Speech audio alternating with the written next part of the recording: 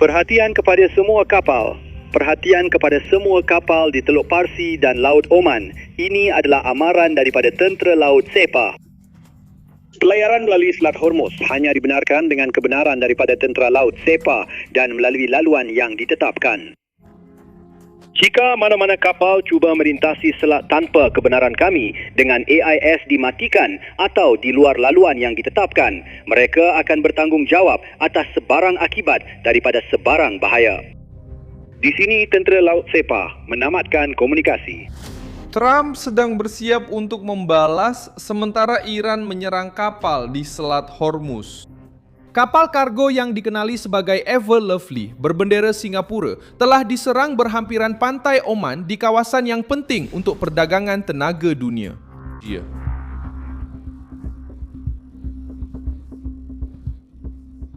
Pihak berkuasa Amerika Syarikat menyalahkan Iran atas serangan itu, manakala agensi Maritim Britain memaklumkan bahawa kapal tersebut mengalami kerosakan di kawasan jambatan tanpa sebarang kematian dan tiada kesan terhadap alam sekitar. Serangan itu berlaku pada hari yang sama apabila Tentera Laut IRGC mula memberi amaran kepada kapal-kapal melalui radio VHF bahawa pelayaran hanya dibenarkan dengan kebenaran dan melalui laluan yang diterima oleh Teheran. Donald Trump kini berada di tengah-tengah tindak balas dengan Komando Pusat Amerika Syarikat mempamerkan pesawat pejuang F-16 yang sedang berpetrol. Dan Marco Rubio memperkeras nada terhadap sebarang cubaan tol, cukai atau kawalan Iran ke atas perairan antarabangsa. Awak pernah memanggil mereka fanatik teokratik. Adakah awak masih fikir itu menggambarkan kepimpinan mereka hari ini? Begini, bukannya saya percaya begitu saja, itu adalah fakta. Maksud saya, sistem Iran dipimpin oleh ulama radikal. Dari dulu memang begitu, dan sampai sekarang masih dipimpin begitu. Walaupun begitu, kita juga perlu mengurus geopolitik situasi ini. Dan kemudian ada satu lagi. Jika mereka telah mengubah cara berpikir mereka, atau jika mereka telah mengubah pendekatan mereka terhadap Amerika Syarikat dan jiran-jiran mereka, jadi mari kita beri peluang supaya perkara ini berjaya. Mungkin itu telah berubah. Saya tidak mengatakan ia telah berubah. Saya katakan bahawa Presiden mahu meneroka sama ada itu benar dan jika ya, kita akan mengetahuinya. Tetapi kita tidak akan mengetahuinya berdasarkan apa yang mereka katakan. Kita akan mengetahuinya berdasarkan apa yang mereka lakukan. Apa yang Donald Trump akan lakukan sekarang? Kenapa Teheran sanggup mengambil risiko menyerang kapal? Saya akan ceritakan semua itu kepada Anda. Jika Anda suka kandungan yang terus terang dan tidak berbelit-belit seperti ini, pertimbangkan untuk melanggan karena di sini ada video seperti ini setiap hari. Kapal Ever Lovely telah diserang ketika cuba melintasi salah satu kawasan paling sensitif di dunia. Selat Hormuz menghubungkan Teluk Parsi ke Teluk Oman dan menumpukan sebagian besar aliran minyak dan gas yang membekalkan pelbagai negara. Oleh itu, setiap tembakan, setiap ancaman melalui radio, setiap laluan yang disekat akan menyebabkan reaksi segera di pasaran, Tentera Laut dan Kementerian Luar. Serangan yang dilaporkan pada hari Kamis ini tidak berlaku secara terasing. Ia berlaku selepas berminggu-minggu peperangan, sekatan, memorandum, rundingan, dan isyarat bercampur-campur antara Washington dan Teheran. IRGC Kuba memaksakan satu logik yang mudah dan berbahaya. Kapal hanya boleh lalu jika ikut laluan yang diterima oleh Iran. Arahan itu disampaikan melalui radio, terus kepada kapal-kapal. Secara praktikal, rejim itu cuba mewujudkan satu kuasa selari ke atas laluan antarabangsa. Disinilah krisis itu berhenti menjadi sekedar perbincangan diplomatik dan berubah menjadi ujian kekuatan. Jika dunia menerima peraturan ini, Teheran akan mendapat kuasa ke atas kapal kargo, kapal tangki minyak, syarikat insurans, pelabuhan, dan harga. Jika Washington bertindak balas, risiko pertembungan ketenteraan akan meningkat. Tindakan balas Amerika bermula pada tahun 2014 dalam dua bidang. Dalam bidang ketenteraan, CENTCOM mengumumkan kehadiran jet pejuang F-16 yang sedang meronda di Timur Tengah.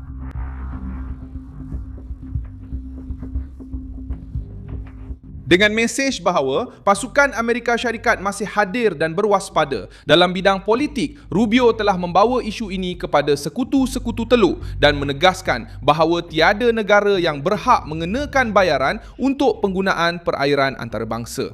Tindakan Teheran mengenakan bayaran telah menjadi salah satu garis merah dalam krisis ini. Terutamanya selepas muncul laporan bahawa Iran mungkin akan menuntut sehingga $40 bilion setahun. Dengan perkhidmatan keselamatan, navigasi dan kawalan di Selat Hormuz,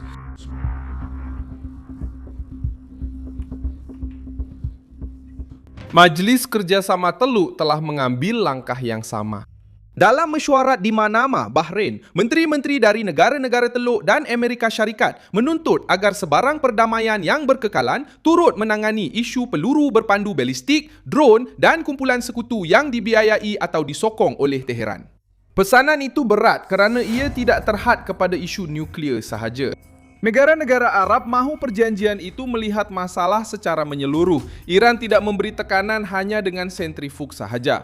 Iran memberi tekanan dengan milisi, roket, drone, pelabuhan, laluan laut dan ugutan tenaga. Rubio juga menumpukan perhatian kepada wang. Kebimbangan di Washington dan dalam kalangan sekutu ialah sebarang kelonggaran keuangan akan menjadi bahan bakar untuk proksi, peluru berpandu dan ancaman baharu. Oleh itu, pihak berkuasa Amerika mula mengatakan bahawa dana Iran yang dibekukan tidak akan sampai terus kepada kerajaan Teheran.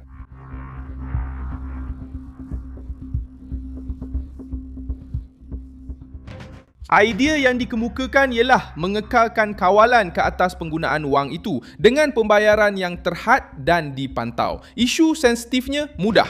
Melepaskan sumber tanpa sekatan boleh meringankan kewangan rejim dan membuka ruang untuk lebih banyak tindakan ketenteraan tidak langsung di rantau ini. Teheran bertindak balas dari dalam dan luar.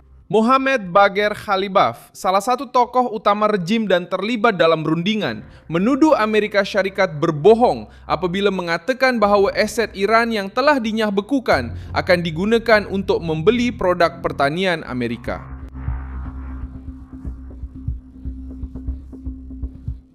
Ukapan itu mendedahkan perebutan naratif. Washington cuba menggambarkan pembebasan itu sebagai mekanisme yang dikawal tanpa penyaluran langsung kepada rejim.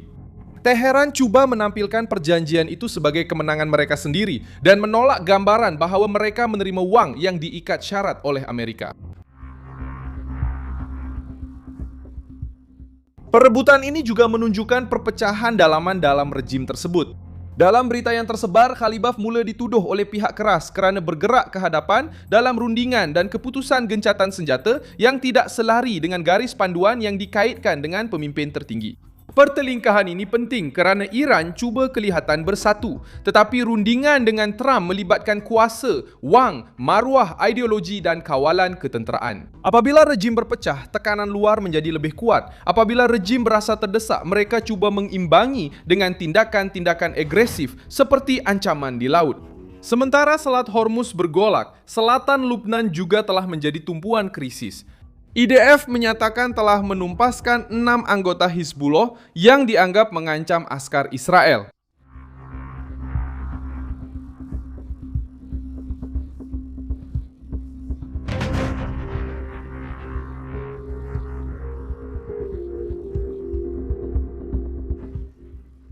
Sebahagian daripada tindakan itu berlaku di kawasan Ali Al-Altar Ridge, di mana Israel terus memberi tekanan ke atas rangkaian bawah tanah yang dikaitkan dengan kumpulan pengganas tersebut. IDF FDA juga menyatakan bahawa mereka tidak akan membenarkan anggota Hizbullah keluar dari struktur itu untuk beroperasi di kawasan tersebut.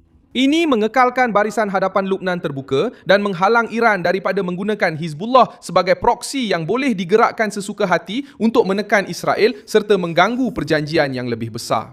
Laporan tempatan juga menyatakan jet pejuang Israel terbang rendah di selatan Lubnan, meningkatkan lagi suasana berjaga-jaga di rantau itu. Mesej Israel ialah gencatan senjata tidak akan digunakan sebagai perisai untuk Hizbullah menyusun semula kekuatan mereka. Netanyahu menegaskan nada itu dengan mengatakan masih ada tugas yang perlu diselesaikan terhadap Iran dan Hamas. Masih ada tugas yang perlu dilaksanakan. Ya, masih ada perkara yang perlu dilakukan berkaitan dengan Iran. Masih ada perkara yang perlu dilakukan berkaitan dengan Hamas, walaupun mereka tidak mempunyai banyak keupayaan untuk bertindak. Mereka tahu bahawa beberapa minggu lalu, di bawah arahan saya, Menteri Pertahanan dan Ketua Turus Angkatan Tentera, kami telah menumpaskan salah seorang arkitek pembunuhan beramai-ramai itu. Sebenarnya, Komander Hamas, Az Al-Aldin Al-Haddad. Dan kamu semua tahu apa jawapan Hamas. Apa jawapan Hamas? Kosong. Tiada apa. Tiada peluru, tiada roket, tiada apa-apa. Kerana kami telah melakukan banyak perkara.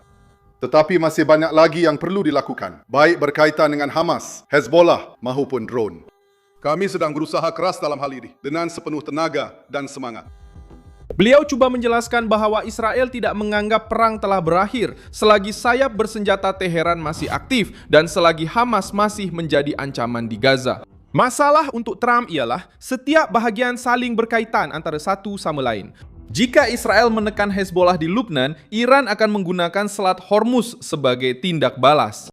Jika Iran mengancam kapal-kapal, Amerika Syarikat akan meningkatkan rondaan dan tekanan diplomatik. Jika Washington melepaskan sumber dengan syarat, Teheran menuduh mereka berbohong. Dan mereka cuba menjual langkah itu sebagai kemenangan. Jika negara-negara Teluk menuntut kawalan ke atas peluru berpandu dan proksi, sekutu-sekutu Teheran akan menggerakkan Laut Merah, Teluk Aden dan Bab al-Mandeb. Krisis ini telah menjadi satu papan permainan dengan pelbagai laluan dan banyak pencetus. Houthis juga muncul dalam mekanisme ini. Abdul Malik Al-Houthi kembali mengancam akan bertindak balas terhadap sebarang kehadiran Israel di Somaliland dengan menyebut Teluk Aden, Bab al-Mandeb dan Laut Merah.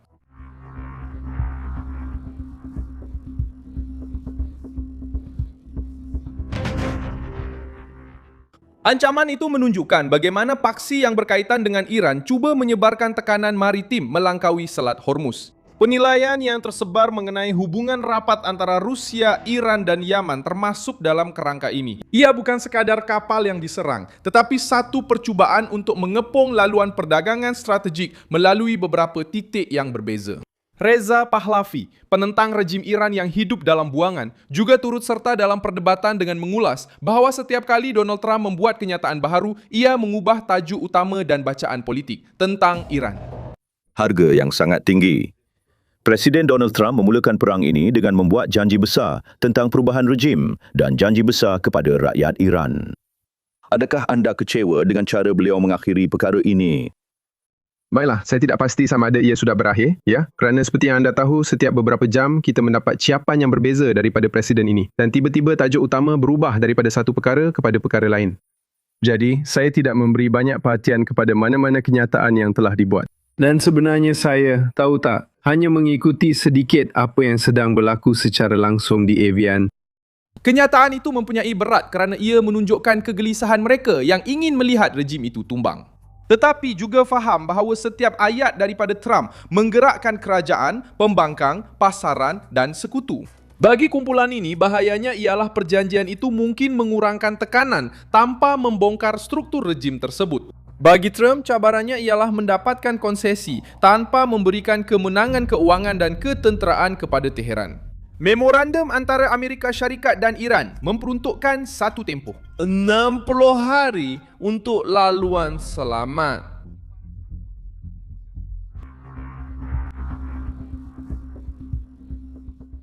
Serangan ke atas Ever Lovely oleh itu mengenai terus ke jantung perjanjian ini. Jika Teheran membenarkan atau melaksanakan tindakan terhadap kapal-kapal semasa tempoh keselamatan, kepercayaan akan runtuh. Jika Washington tidak bertindak balas, otoriti Amerika akan menjadi lemah. Jika bertindak balas secara berlebihan, gencatan senjata mungkin akan runtuh. Di ruang sempit inilah Trump mempersiapkan tindak balas dengan rondaan, ancaman diplomatik, tekanan terhadap keuangan, dan desakan supaya sekutu-sekutu Teluk kekal di meja rundingan. Hormuz telah menjadi garis yang jelas dalam pertikaian yang lebih besar. Di satu pihak, Trump cuba mengekalkan tekanan tanpa menyerahkan laluan maritim itu kepada Teheran. Di pihak satu lagi, rejim Iran cuba menggunakan kapal, proksi dan wang yang dibekukan untuk mendapatkan kelebihan. Saya Miusonavis, seorang penganalisis hubungan antarabangsa, dan tujuan saya adalah untuk memastikan anda sentiasa mendapat maklumat yang benar setiap hari. Pautan berita ada dalam deskripsi video. Sila tekan butang suka pada video ini, langgan saluran dan di akhir nanti, lihatlah komen-komen supaya anda lebih terlibat dengan komuniti Milson Alves.